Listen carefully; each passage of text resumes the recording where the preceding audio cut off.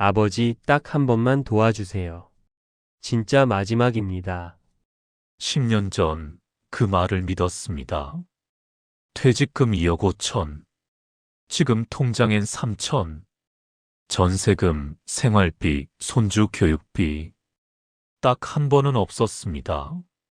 오늘은 왜 거절을 못했는지, 그리고 그 대가가 무엇이었는지 제 이야기로 말씀드리겠습니다. 63세가 되던 해 3월 나는 35년간 다녔던 회사를 떠났다.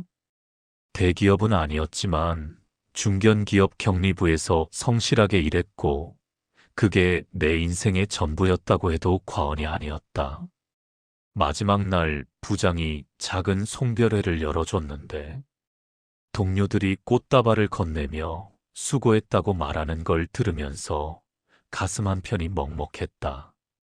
감사하다고 인사했지만 속으로는 막막했다. 이제 뭘 하며 살아야 하나. 집으로 돌아오는 길에 핸드폰으로 은행 앱을 열어 퇴직금 통장을 확인했다. 2억 5천만 원. 숫자를 몇 번이나 다시 세어봤다. 평생 모은 돈이었다. 35년 동안 매달 조금씩 모아온 결과였고 회사가 쌓아준 퇴직금이었다. 국민연금도 있었다.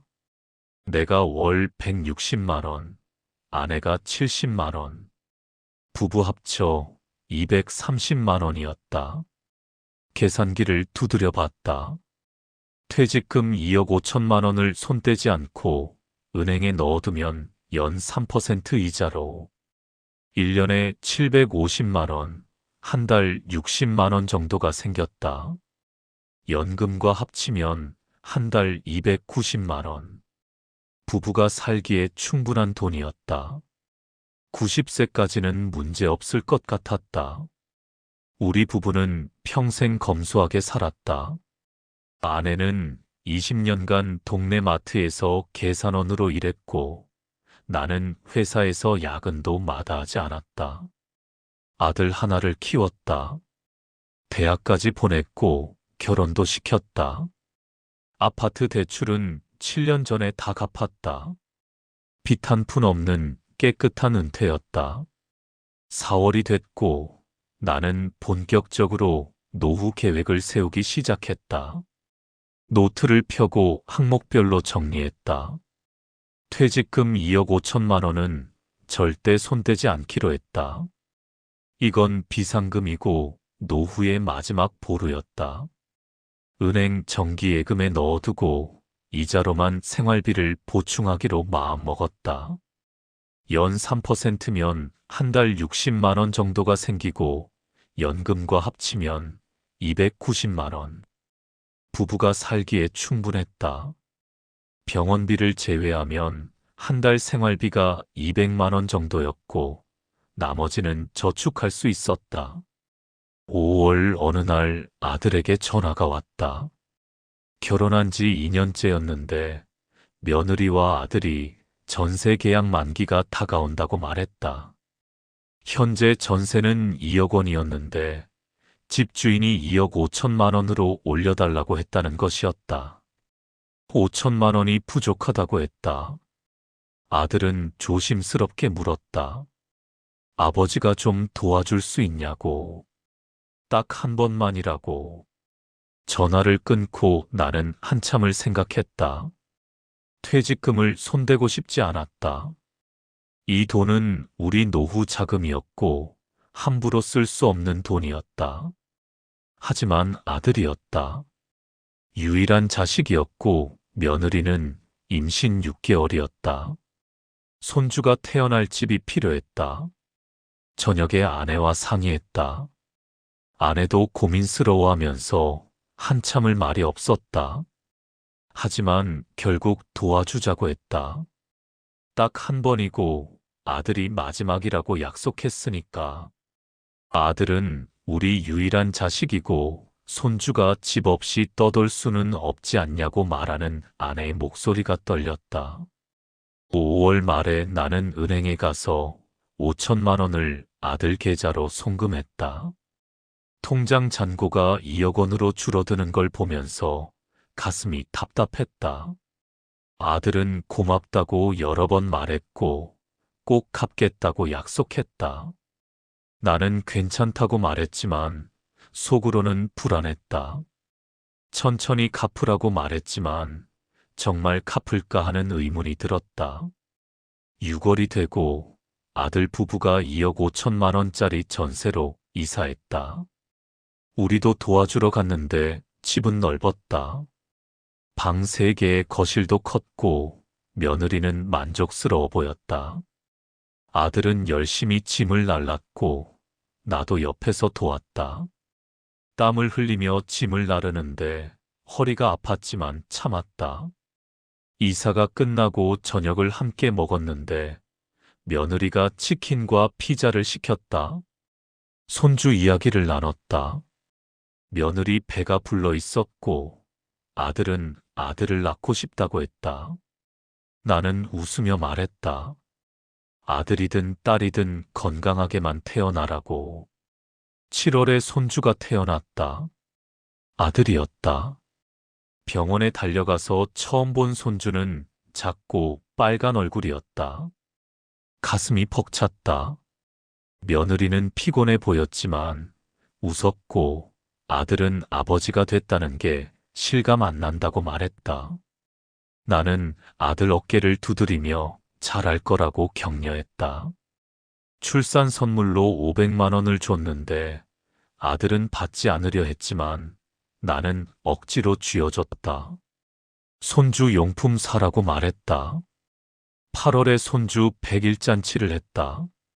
작은 식당을 빌렸고 친척들이 왔다. 나는 축의금으로 200만 원을 냈는데 다른 친척들은 10만 원에서 50만 원 정도였다.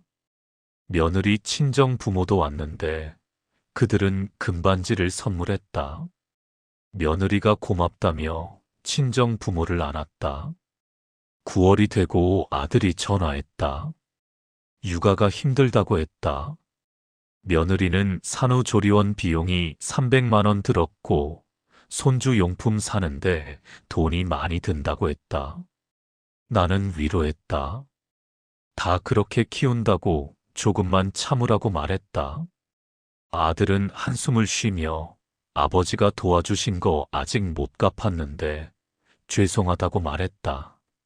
나는 괜찮다고 천천히 하라고 말했지만 속으로는 걱정이 됐다. 10월에 정기 건강 검진을 받았다. 결과는 양호했다. 혈압과 혈당 모두 정상이었고 의사는 건강 잘 관리하고 있다고 칭찬했다. 나는 기분이 좋았다. 이대로 건강하게 노후를 보낼 수 있을 것 같았다. 11월 추석에 아들 가족이 우리 집에 왔다. 손주를 안아봤는데 넉 달이 지나 많이 컸다. 웃기 시작했고 나를 보고 웃었다. 나는 행복했다. 아내가 음식을 준비했는데 전과 갈비찜을 만들었다. 아들 가족은 맛있게 먹었고 며느리는 손주를 돌보느라 정신없었다. 나는 도와주려 했지만 며느리는 괜찮다고 했다. 식사 후 아들이 조심스럽게 말을 꺼냈다. 손주 돌봐주실 분을 알아보고 있다고 육아 도우미 비용이 한 달에 150만 원 정도 든다고 말했다. 며느리는 직장에 복귀해야 한다고 출산 휴가가 끝난다고 했다. 나는 물었다. 우리가 돌봐줄까? 아들은 고개를 저으며 부모님도 연세가 있으시니 힘드실 거라고 전문가에게 맡기는 게 낫다고 말했다. 나는 알겠다고 고개를 끄덕였지만 속으로는 섭섭했다. 12월 연말이 됐고 통장을 정리했다. 잔고는 1억 9천만 원이었다. 출산 선물 500만 원과 100일 축의금 200만 원으로 700만 원을 쓴 것이었다. 연금으로는 생활비가 충분했고 퇴직금은 거의 손대지 않았다. 나는 만족스러웠다. 이대로만 가면 노후가 안정적일 것 같았다. 이듬해 1월 새해가 밝았고 아들 가족과 함께 새해 첫날을 보냈다. 떡국을 끓여 먹었는데 손주는 돌이 가까워졌다. 기어다니기 시작했고 귀여웠다. 아들은 회사 일이 바쁘다고 했고 며느리도 직장에 복귀했다고 말했다. 육아 도우미가 손주를 돌본다고 한 달에 150만 원이 나간다고 했다. 힘들지만 어쩔 수 없다고 했다. 나는 고개를 끄덕였다. 2월이 되고 손주 돌잔치를 집에서 작게 치렀다. 친척 몇 명만 초대했는데 나는 돌 선물로 금반지를 줬다. 100만 원짜리였는데 아내가 백화점에서 골랐다. 며느리는 고맙다고 인사했지만 친정 부모가 준 금팔찌를 더 기뻐하는 것 같았다. 200만 원어치라고 하면서 며느리는 친정 부모를 꼭 안았다. 3월에 아들이 전화해서 회사 일이 힘들다고 했다. 야근이 많다고 승진은 안 되고 월급은 그대로라고 했다. 나는 위로했다. 다 그렇게 살아간다고 힘내라고 말했지만 아들 목소리에는 피로가 묻어났다. 4월이 되자 며느리가 손주 돌봄 선생님을 바꿨다고 했다. 기존 선생님은 150만 원이었는데 새 선생님은 200만 원이라고 영어 유치원 출신이라서 영어를 가르쳐 준다고 했다. 나는 속으로 생각했다. 돌도 안 된 아이한테 영어가 무슨 소용인가. 하지만 말하지 않았다.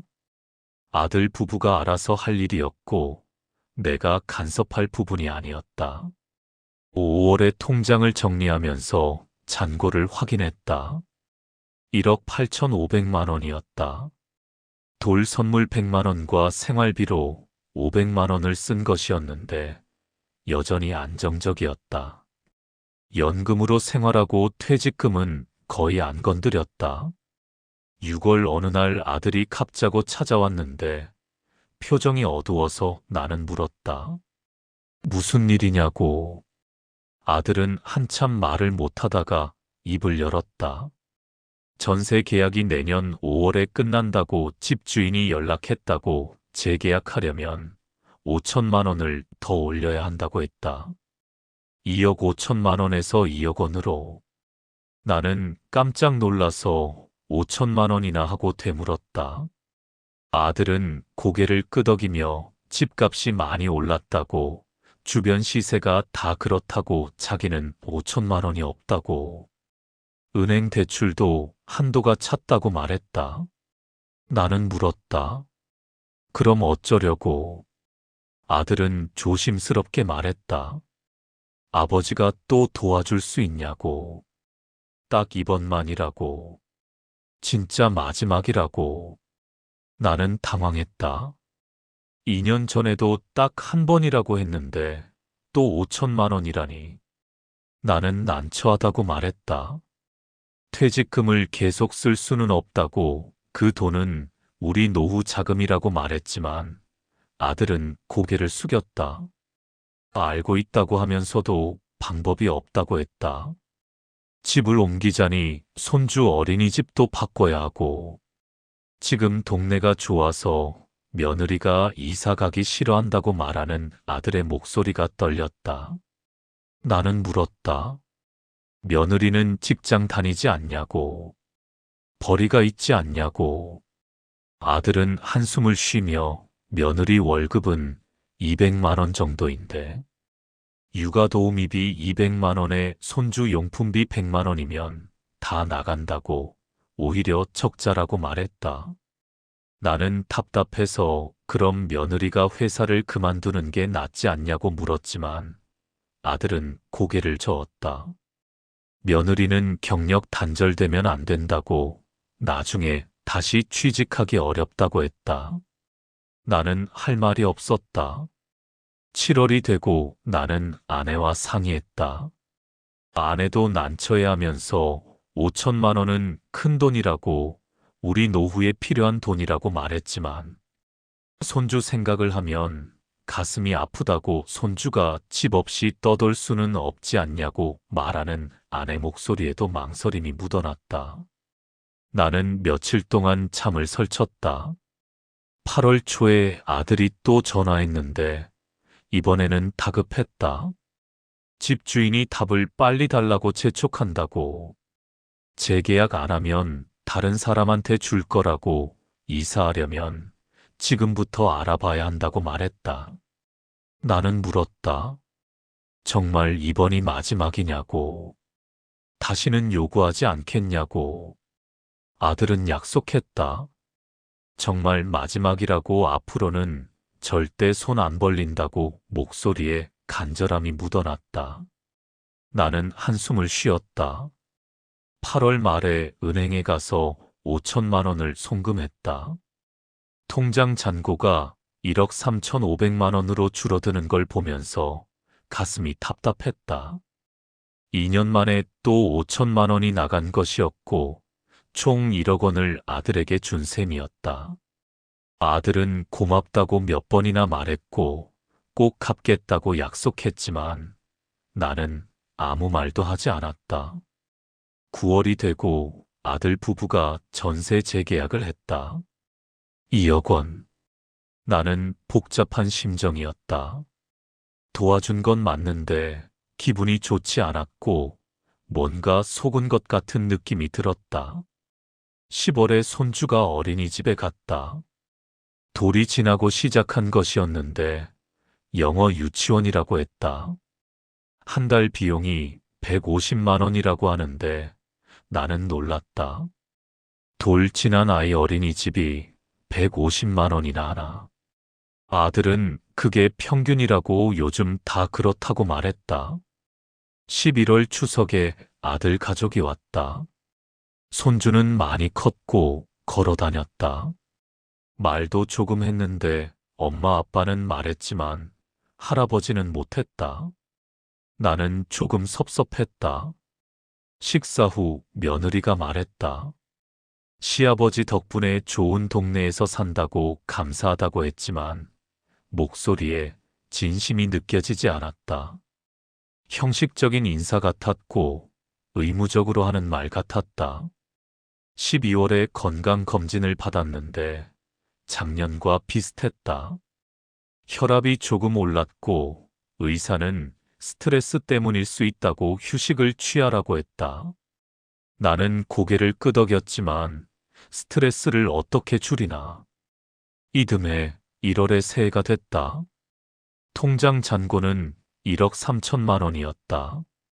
생활비로 500만 원을 쓴 것이었는데 퇴직 후 2년 동안 1억 2천만 원을 썼다.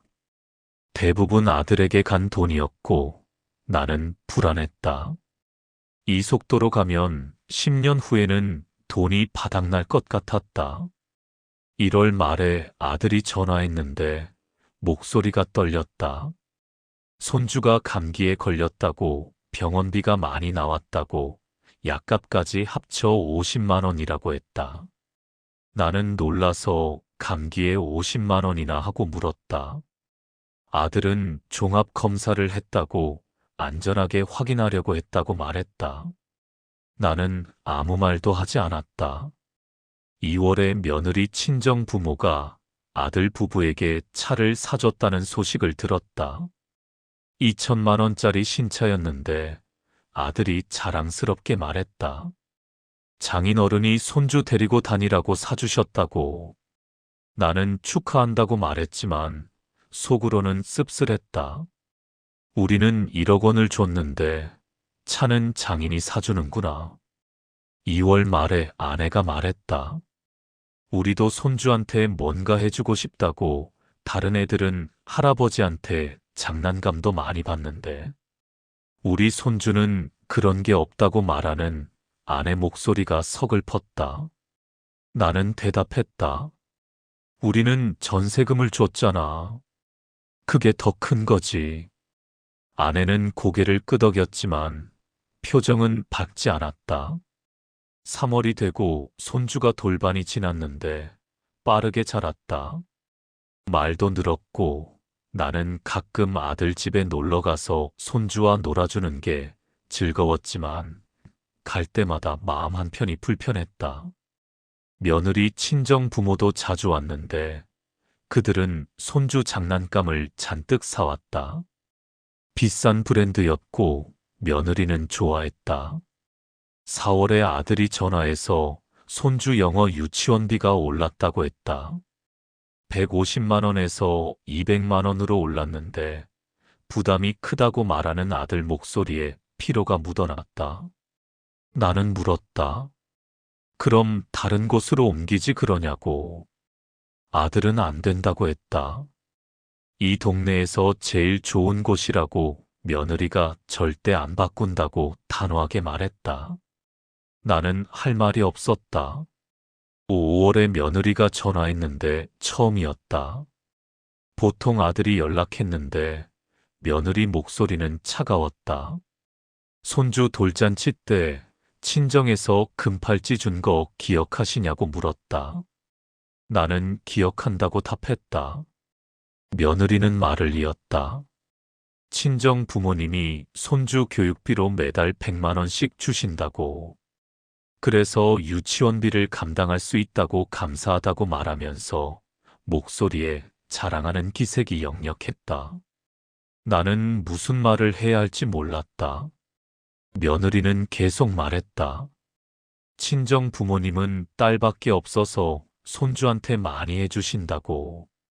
시댁에서도 그 정도는 해주시면 좋겠다고 말하는 며느리 목소리가 점점 단호해졌다.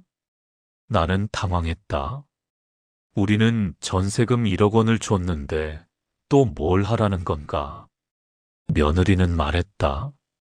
전세금은 전세금이고 손주 교육비는 따로라고. 친정처럼 매달 100만 원씩은 못 주시더라도 50만 원 정도는 가능하지 않냐고 물었다.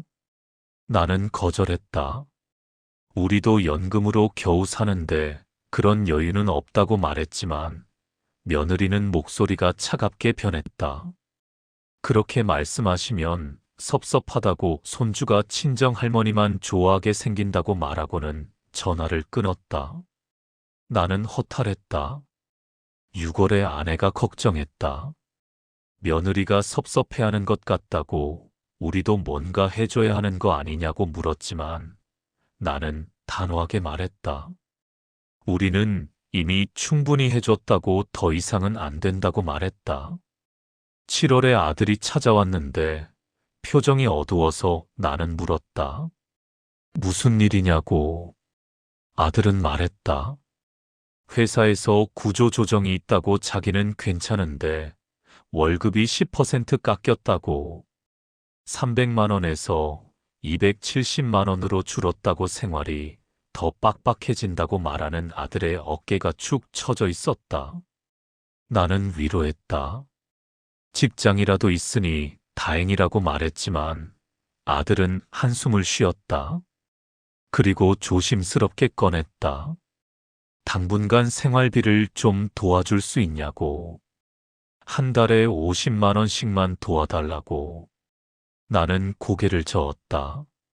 안 된다고 우리도 여유가 없다고 말했지만 아들은 실망한 표정이었다.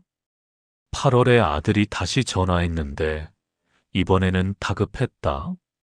손주가 아프다고 열이 40도까지 올라서 응급실에 갔다고 입원했다고.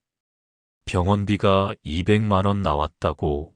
보험 처리 안 되는 항목이 많다고 돈이 없다고 말하는 아들 목소리가 떨렸다. 나는 할 수 없이 200만 원을 송금했다. 손주가 아픈데 어쩔 수 없었고 통장 잔고는 1억 1,800만 원으로 줄었다. 9월에 손주가 퇴원했는데 다행히 큰 병은 아니었다. 아들은 고맙다고 인사했고 갚겠다고 했지만 나는 믿지 않았다. 지금까지 갚은 적이 한 번도 없었다. 10월 추석에 아들 가족이 왔다. 손주는 건강해 보였고 나는 안심했지만 식사 후 며느리가 말했다.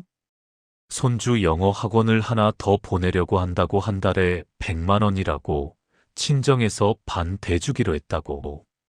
시댁에서도 반 대주시면 좋겠다고 말하는 며느리 목소리에 당연하다는 듯한 뉘앙스가 묻어났다.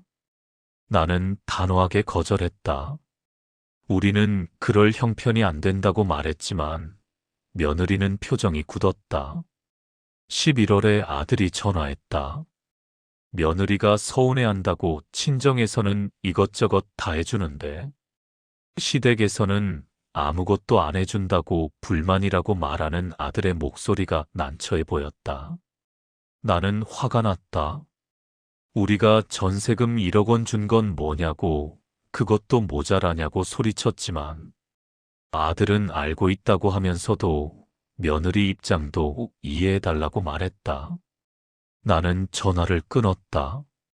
12월에 통장 잔고는 1억 1,500만 원이었다. 생활비로 300만 원을 쓴 것이었는데 1년 동안 500만 원밖에 안 썼다. 검소하게 살았고 외식도 안 하고 옷도 안 샀다. 그래도 아들 병원비 200만 원 때문에 돈이 줄었다. 이듬해 1월에 새해가 됐다. 아들 가족이 왔지만 분위기가 어색했다. 며느리는 말이 없었고 식사만 하고 일찍 갔다. 손주도 나를 잘 안 따랐는데 며느리가 그렇게 가르친 것 같았다. 2월에 아들이 전화했는데 목소리가 떨렸다. 큰일 났다고, 회사 프로젝트가 실패했다고, 책임을 져야 한다고 퇴사, 압박을 받고 있다고 말하는 아들의 목소리에 절망이 묻어났다. 나는 놀랐다. 3월에 아들이 결국 퇴사했다. 퇴직금 3천만 원을 받았는데 나는 물었다. 그 돈으로 당분간 버틸 수 있지 않냐고. 아들은 고개를 저었다. 전세 대출 중도 상환해야 한다고, 이자가 너무 비싸다고 3천만 원을 갚으면 남는 게 없다고 말했다. 나는 답답했다.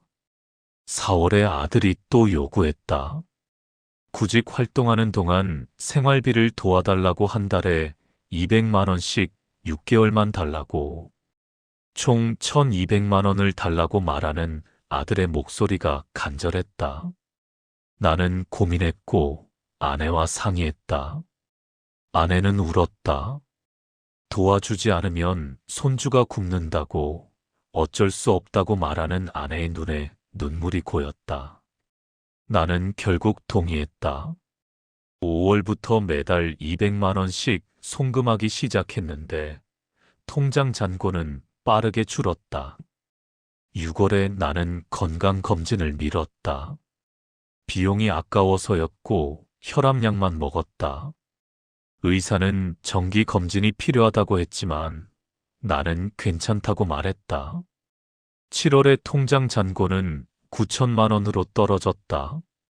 퇴직 후 3년 만에 1억 6천만 원을 쓴 것이었고 대부분 아들에게 갔다. 8월에 아들이 취직했다. 작은 회사였고 월급은 200만 원이었는데 전 회사보다 70만 원 적었다. 아들은 일단 취직해서 다행이라고 말했다. 나는 안도했다. 이제 생활비 지원을 끊을 수 있었다. 9월에 하지만 아들이 또 전화했다. 월급이 적어서 생활비가 모자란다고, 조금만 더 도와달라고 한 달에 100만 원씩만 달라고 말했다. 나는 거절했다. 더 이상은 안 된다고, 우리도 한계라고 말했지만 아들은 알겠다고 하면서도 목소리가 차가웠다. 10월 추석에 아들 가족이 오지 않았다. 바쁘다는 핑계였고 나는 허전했다. 손주 얼굴을 보고 싶었다. 11월에 통장 잔고는 8,500만 원이었다. 생활비로 500만 원을 쓴 것이었고 나는 불안했다. 이 속도로 가면 75세쯤 돈이 바닥날 것 같았다.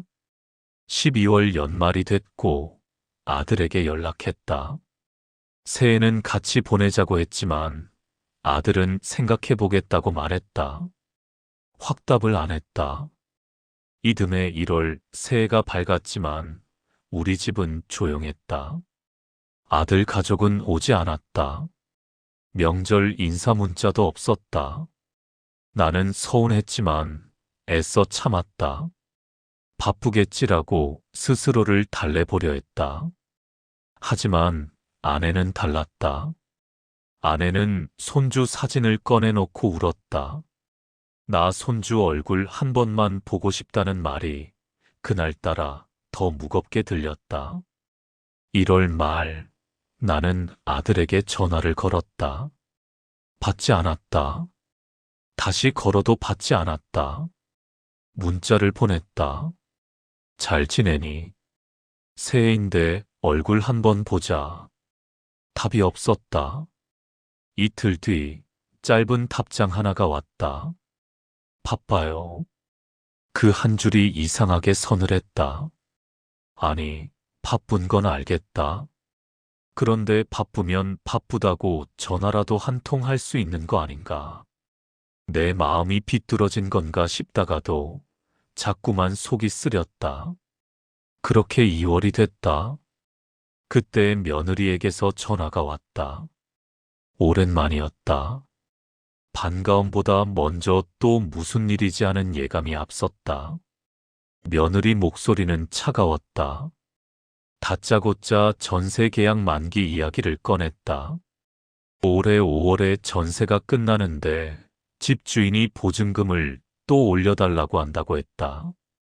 2억 원에서 2억 5천만 원으로 5천만 원을 더 올려야 한단다. 나는 한숨을 삼키고 물었다. 그래서 어쩌려고? 며느리는 잠깐의 망설임도 없이 말했다. 당연히 시아버지가 도와주셔야죠. 전에도 도와주셨잖아요. 그 말이 나를 확 밀어버렸다. 당연히라는 단어가 귀에 꽂혔다. 나는 이번엔 안 된다고 했다. 우리도 이제 돈이 별로 없다고, 더는 못 도와준다고 말했다. 며느리 목소리가 높아졌다. 무슨 말씀이세요? 퇴직금 2억 5천만 원 받으셨잖아요. 나는 최대한 차분하게 설명했다. 이미 너희에게 1억이 넘게 들어갔다고, 남은 노후 자금이 8천만 원밖에 안 남았다고 말했다.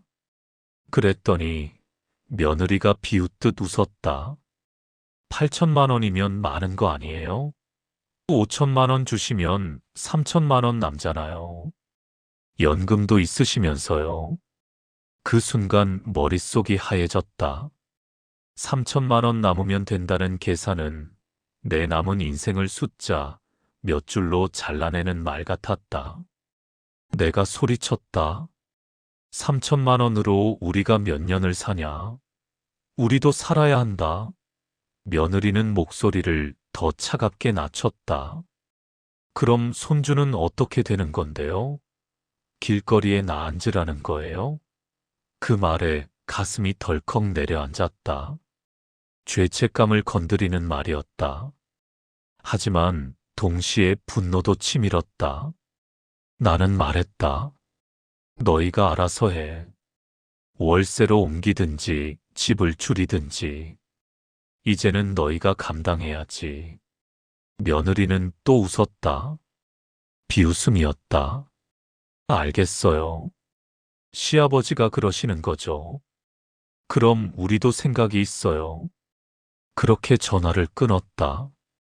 전화를 끊고 나서도 손이 떨렸다. 내 말이 너무 심했나 싶다가도 생각이 있다는 말이 목에 걸렸다. 그 다음 달 3월, 나는 아들에게 전화를 걸었다. 받지 않았다. 며칠 뒤 문자 하나가 왔다. 아버지, 실망이에요.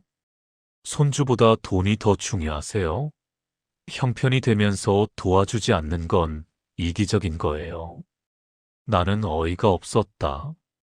형편이 된다고? 이미 1억 넘게 줬는데? 나는 답장을 보냈다. 우리가 지금까지 얼마나 도와줬는데 그런 말이 나오냐? 너희 부부가 분수를 알아야지. 아들은 답이 없었다. 4월, 아내는 결국 며느리에게 연락했다. 손주 얼굴이라도 보고 싶다고 잠깐이라도 만나게 해달라고 했다. 며느리는 지금은 바쁘다. 다음에 연락하겠다라고만 했다. 하지만 다음은 오지 않았다. 그렇게 5월이 됐다. 아들 부부는 결국 전세를 또 재계약했다.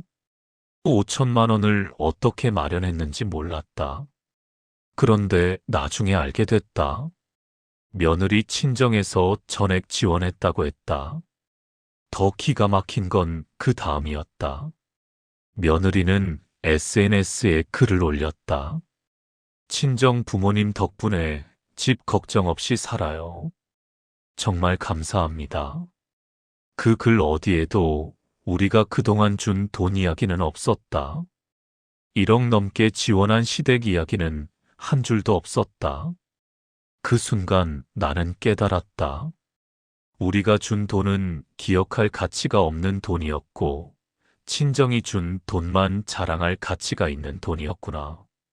6월, 나는 우연히 며느리 SNS를 더 보게 됐다. 예전에 아들이 알려준 비밀번호가 있었다. 궁금해서 들어가 본 게 화근이었다. 사진이 쏟아졌다. 손주 사진, 가족 여행 사진, 명품 가방 사진, 제주도 여행을 다녀온 듯한 사진들. 며느리는 명품 선글라스를 끼고 웃고 있었고, 손주는 비싼 유모차에 앉아 있었다. 나는 충격을 받았다. 돈이 없다며 우리에게 손을 벌리던 사람들이다. 그런데 여행을 가고 명품을 사고 웃고 있었다. 7월, 나는 아들에게 전화를 걸었다. 이번에는 받았다. 나는 물었다. 제주도 여행 다녀왔다며 돈이 없다고 하지 않았냐? 아들은 당황했다. 그건 며느리 친정에서 보내준 거예요. 우리 돈 아니에요. 나는 다시 물었다. 명품 가방은? 아들은 또 말했다. 그것도 친정에서 준 거예요. 순간 분노가 폭발했다. 친정에서 전세금도 받고 여행비도 받고 명품도 받으면서 왜 우리한테는 돈이 없다고 한 거냐? 아들은 어이없다는 듯 말했다. 친정은 친정이고 시댁은 시댁이잖아요. 둘 다 도와주는 게 당연한 거 아니에요? 나는 말문이 막혔다. 당연하다고? 우리가 이미 1억 넘게 줬는데 아직도 당연이라고? 나는 전화를 끊었다. 8월, 아내는 손주를 보고 싶어 안달이 났다. 사진이라도 한 장만 아내가 며느리에게 문자를 보냈다. 손주 사진 좀 보내달라고. 며느리는 읽고도 답하지 않았다. 이틀 뒤 아들이 사진 한 장을 보내왔다. 인사도 없고 안부도 없고 사진 한 장. 그게 전부였다. 9월 추석, 나는 아들에게 전화했다. 명절인데 집에 오라고 했다. 아들은 거절했다. 며느리 친정에 간다고 했다. 그리고 덧붙였다. 아버지가 전세금 안 도와주셔서 며느리가 서운해해요. 당분간 시댁 가기 싫대요. 나는 귀를 의심했다. 1억 넘게 줬는데 5천만 원 더 안 준다고 명절도 안 온다고. 그날 이후 내 속에서 무언가가 완전히 꺾였다. 10월 건강검진 결과가 좋지 않았다. 혈압이 올라갔고 혈당도 정상 범위를 벗어났다고 했다. 의사는 스트레스 관리를 하라고 했다. 약값이 한 달에 15만 원이었다. 아까웠지만 어쩔 수 없었다. 11월 오랜만에 친구들을 만났다. 친구가 물었다. 아들은 잘 사냐? 나는 얼버무렸다. 다른 친구는 자기 원칙을 말했다. 난 아들한테 돈 한 푼도 안 줘. 자식은 독립해야지. 퇴직금 주면 벌은 나빠져. 나는 아무 말도 하지 못했다. 나는 이미 1억 넘게 줬다. 12월 통장 잔고는 7,500만 원이었다. 생활비와 병원비로 1,000만 원이 나갔다. 나는 불안했다. 이 돈으로 몇 년을 버틸 수 있을까? 연말에 아들에게 새해 인사를 보냈지만 답은 없었다. 다음 해 1월 설날 아들 가족은 또 오지 않았다. 2년 연속이었다. 나는 손주 얼굴을 2년 동안 못 봤다. 사진으로만 봤다. 아내는 매일 울었다. 손주가 나를 기억이나 할까? 그게 가장 아프다고 했다. 2월 나는 며느리 친정 쪽 이야기를 지인에게서 들었다. 며느리 아버지는 중소기업 사장이고 부유하다고 했다. 외동딸이라 아낀다고 했다. 나는 씁쓸했다. 돈이 많으니 지원할 수 있겠지. 우리는 평범한 월급쟁이였다. 3월 우연히 아들의 직장 동료를 마주쳤다. 그가 조심스럽게 말했다. 요즘 아드님이 회식 자리에서 좀 불평을 하던데요. 아버님이 인색하다고, 돈이 있으면서도 안 준다고요. 나는 그 자리에서 숨이 턱 막혔다. 아들이 밖에서 나를 욕하고 있었다. 4월, 더는 참을 수 없었다. 아들에게 전화해 따졌다. 내가 밖에서 나를 인색하다고 했다며. 아들은 당황하며 되물었다. 누가 그런 소리를 해요? 나는 말했다. 누가 말했는지는 중요하지 않다. 내가 한 말이 중요하다. 1억 넘게 받아놓고 인색하다고 하냐고 소리쳤다. 아들은 변명했다. 술 먹고 한 말이라고, 진심은 아니라고. 나는 믿지 않았다. 술 먹으면 진심이 나온다고 했다. 5월 나는 결심했다. 더 이상 아들에게 돈을 주지 않기로. 아내도 동의했다. 우리도 살아야 한다고, 아들은 이미 충분히 받았다고. 그런데 6월 아들이 갑자기 찾아왔다. 4년 만에 처음이었다. 나는 잠깐 흔들렸다. 혹시 진심으로 사과하러 왔나 싶었다. 아들은 머리를 숙였다. 그동안 죄송했어요. 하지만 이어지는 말에 나는 다시 무너졌다. 손주 교육비가 부족해요. 학원을 2개 더 보내야 하는데 300만 원만 도와주세요.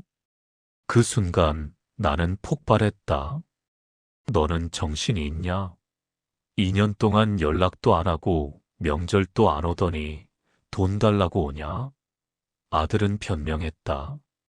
어쩔 수 없었다고, 며느리가 싫어했다고. 나는 말했다. 그럼 며느리 눈치나 보며 살아라. 나는 이제 너를 모르겠다. 아들은 표정이 굳더니 말없이 나갔다. 문을 쾅 닫았다. 7월 며느리에게서 문자가 왔다. 차갑고 공격적이었다. 시아버지께서 손주를 사랑하지 않는 것 같아요. 친정 부모님은 모든 걸 해주시는데 시댁은 아무것도 안 해주네요. 실망입니다. 나는 답장하지 않았다. 답할 가치가 없었다. 8월 스트레스로 가슴 통증이 왔다. 병원에서는 협심증 의심 소견이라고 했다. 약이 늘었다. 한 달치 30만 원. 나는 아들 때문에 건강까지 무너지고 있었다. 9월 추석, 아들 가족은 당연히 오지 않았다. 3년 연속이었다. 손주는 이제 5살. 나는 손주가 나를 기억하지 못할 거라고 생각하니 가슴이 서늘했다. 10월 통장 잔고는 6,500만 원이 됐다.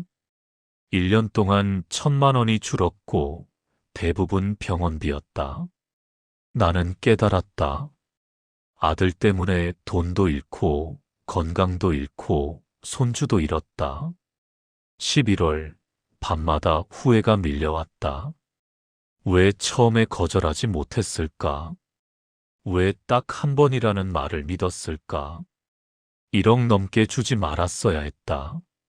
12월 연말이 됐다. 나는 아들에게 문자조차 보내지 않았다. 답이 없을 걸 알았기 때문이다.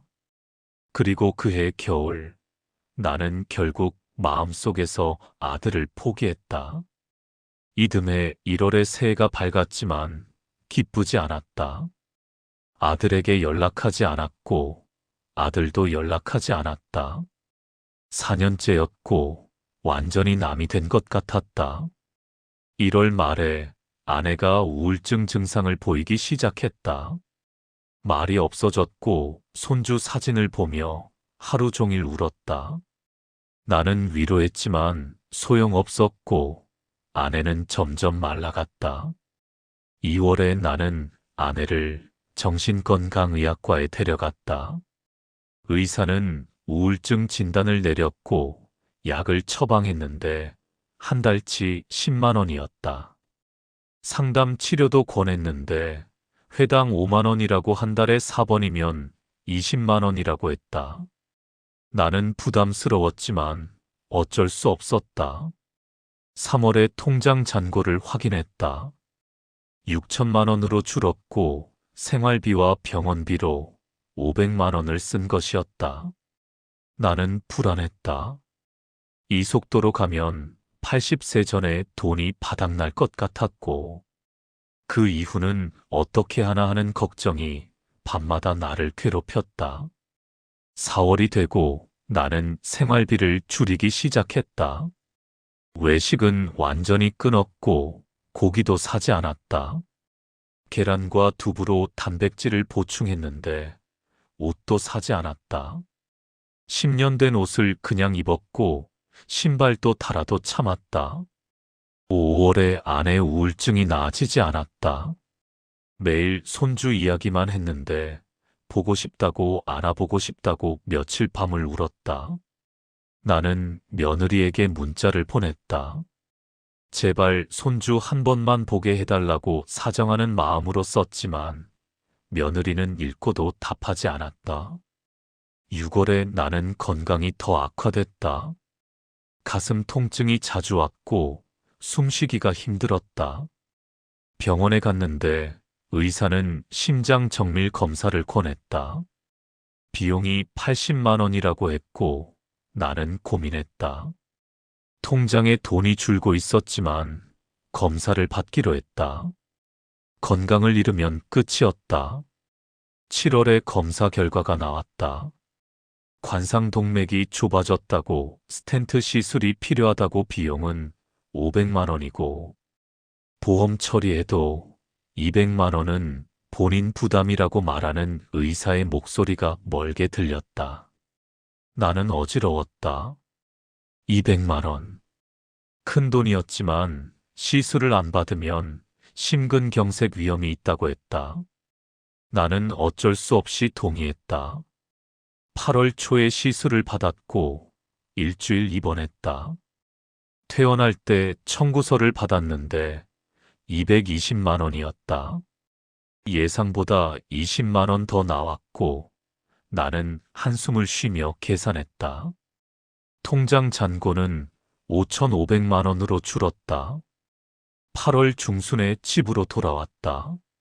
몸이 약해졌고 계단 오르기도 힘들었다. 의사는 무리하지 말라고 약을 잘 챙겨 먹으라고 했는데 심장약 한 달치 20만 원이었다. 9월에 나는 집에서 쉬었다. 할 일이 없었고 TV를 보거나 책을 읽었지만 친구들도 만나기 싫었다. 아들 이야기가 나올까봐 두려웠다. 10월 추석에 4년 연속 아들 가족은 오지 않았다. 나는 이제 기대하지도 않았고 아내는 또 울었다. 손주를 4년 동안 못 봤는데 이제 손주는 6살이고 학교 들어갈 나이였다. 11월에 나는 우연히 며느리 SNS를 또 봤다. 손주가 초등학교 입학 준비를 한다는 글이 있었고 사진도 올라와 있었다. 손주는 많이 컸고 얼굴이 낯설었다. 나를 기억할 리 없었고 며느리는 또 친정 부모님 자랑을 했다. 책가방 사주시고 책상 사주셨다고 감사하다고 썼는데 시댁 이야기는 여전히 없었다. 12월에 통장 잔고는 5천만 원이었다. 6개월 동안 500만 원을 쓴 것이었는데 병원비가 대부분이었다. 나는 걱정이 됐다. 이 속도로 가면 78세에 돈이 바닥난다고 그 이후는 어떻게 하나 하는 생각에 잠을 이룰 수 없었다. 연금만으로는 병원비를 감당할 수 없었다. 이듬해 1월에 새해가 됐고 나는 69세가 됐다. 70을 앞두고 있었는데 아들에게 연락하지 않았다. 아들도 연락하지 않았고 5년째였다. 2월에 아내 친구에게서 전화가 왔다. 아들이 왜 연락을 안 하냐고 명절에도 안 오냐고 물었고 아내는 울면서 사정을 설명했다. 돈 때문에 사이가 틀어졌다고 말하는 아내의 목소리가 떨렸다. 친구는 위로했다. 요즘 그런 집이 많다고 자식들이 부모를 ATM으로만 본다고 말했다. 3월에 나는 생활비를 더 줄였다. 난방비를 아끼려고 온도를 낮췄는데 춥지만 참았다. 전기세도 아꼈고 밤에는 일찍 잤다. 4월에 아내가 쓰러졌다. 집에서 갑자기 의식을 잃었고 나는 구급차를 불렀다. 병원에 실려갔는데 검사 결과 우울증 약 부작용으로 저혈압이 왔다고 했다. 이틀 입원했고 병원비 60만 원이 또 나갔다. 5월에 통장 잔고는 4,500만 원이었다. 반년 동안 500만 원을 쓴 것이었고 나는 절망스러웠다. 6월에 나는 집을 팔까 고민했다. 우리 집은 3억 원 정도 됐는데 팔면 전세로 들어갈 수 있었다. 전세 보증금 2억 원이면 1억 원이 남았고 그 돈으로 노후를 버틸 수 있었지만 아내가 반대했다. 평생 살던 집인데 떠나기 싫다고 말하는 아내의 눈에 눈물이 고였다. 7월에 나는 아들 회사 근처에 갔다. 우연을 가장에 만나려고 퇴근 시간에 회사 앞에서 기다렸다.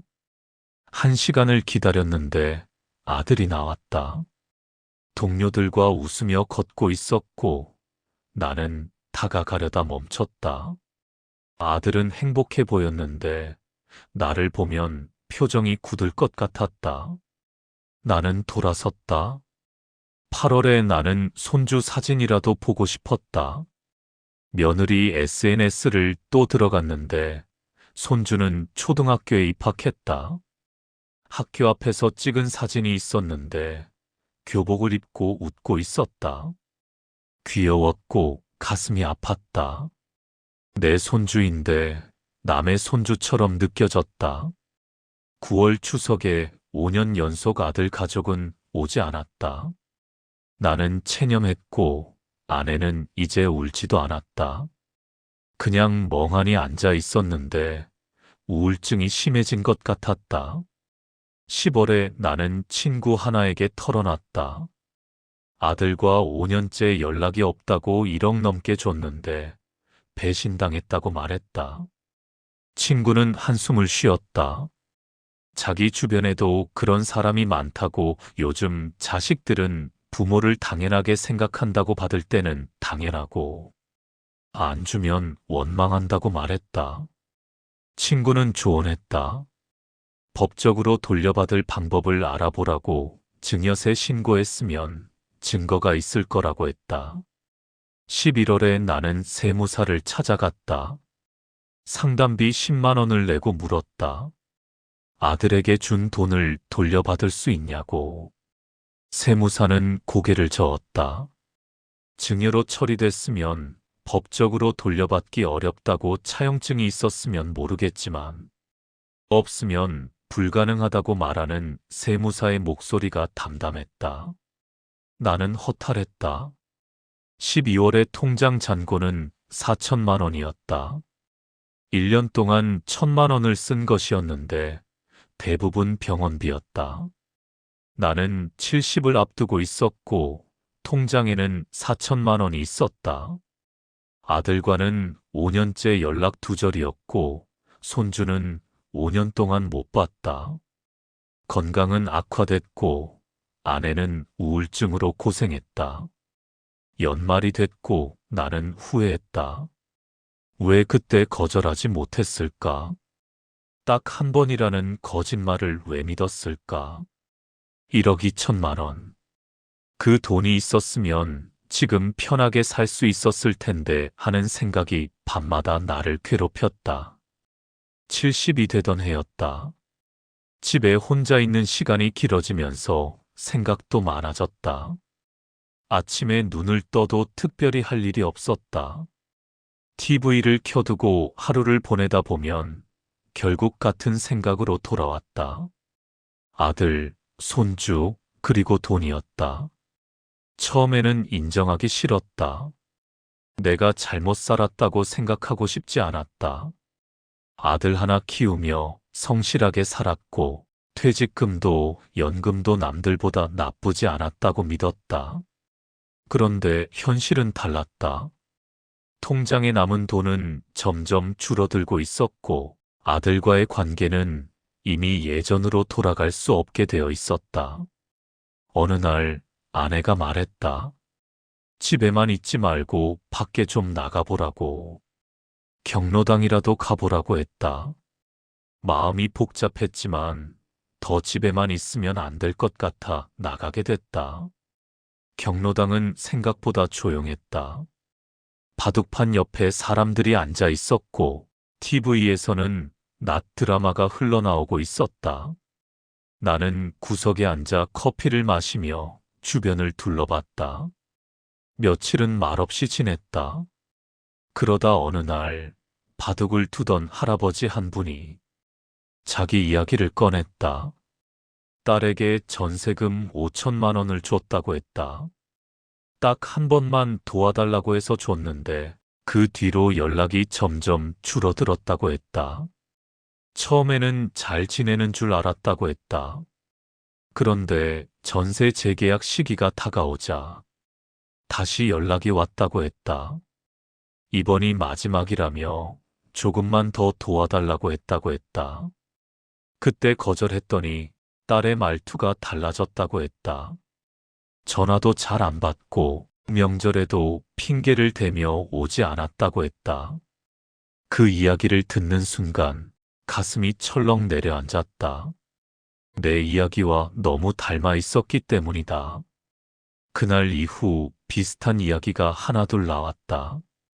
아들에게 사업 자금을 줬다는 사람, 집 살 때 큰 돈을 보태줬다는 사람. 모두 처음에는 딱 한 번이라는 말을 들었다고 했다. 그리고 대부분 같은 결말을 맞았다고 했다. 추가 요구, 거절, 그리고 관계 단절. 나는 그제야 깨달았다. 이건 개인의 문제가 아니었다. 요즘 노인들 사이에서 흔히 벌어지는 일이었다. 자식이 부모를 의지하는 정도를 넘어 부모의 노후를 당연하게 쓰는 구조였다. 며칠 뒤 경로당에서 무료 법률 상담을 간다는 이야기가 나왔다. 혹시나 하는 마음으로 따라갔다. 마지막으로 확인하고 싶었다. 정말 방법이 없는지. 변호사는 차분하게 설명했다. 차용증이 없는 돈은 대부분 증여로 본다고 했다. 자식에게 준 돈을 돌려받는 건 현실적으로 거의 불가능하다고 했다. 법은 감정을 다루지 않는다고 했다. 억울함이 있어도 부모라는 이유로 더 보호해주지 않는다고 했다. 상담을 마치고 나오는 길에 나는 한동안 말이 없었다. 분노도 억울함도 그 순간에는 느껴지지 않았다. 오히려 마음이 텅 빈 느낌이었다. 그날 밤 집에 돌아와 통장을 다시 들여다봤다. 이미 지나간 숫자들이었다. 되돌릴 수 없다는 사실을 그제야 완전히 받아들이게 됐다. 그리고 마음속에서 하나의 생각이 분명해졌다. 이미 잃은 돈을 붙잡고 더 무너질 수는 없다는 것. 이제는 남은 삶과 남은 돈을 지켜야 할 차례라는 것. 그날 이후 아내와 많은 이야기를 나눴다. 우리는 더 이상 아들 이야기를 반복하지 않기로 했다. 그 이야기는 언제나 같은 결론으로 끝났기 때문이다. 후회, 분노, 그리고 끝없는 자책. 대신 현실적인 이야기를 했다. 지금 통장에 남은 돈이 얼마인지, 앞으로 매달 얼마나 나가는지, 우리가 언제까지 살 수 있을지. 피하고 싶었던 이야기들이었지만, 이제는 피할 수 없었다. 나는 스스로에게 규칙이 필요하다고 느꼈다. 누군가 정해주는 규칙이 아니라 내가 지키지 않으면 무너질 수밖에 없는 규칙이었다. 첫 번째 원칙은 이랬다. 자식에게서 돈 이야기가 나오면 이유를 묻지 않는다. 이유를 듣는 순간 마음이 흔들린다는 걸 이미 수없이 경험했다. 아이 때문이다. 생활이 어렵다. 다 그럴듯한 말들이었다. 그래서 나는 이유를 듣지 않기로 했다. 돈 이야기는 여기까지라고 미리 선을 그었다. 두 번째 원칙은 시간을 두는 것이었다. 어떤 경우에도 바로 송금하지 않는다. 급하다는 말에 바로 돈을 보내던 습관을 끊었다. 최소 이틀은 생각하기로 했다.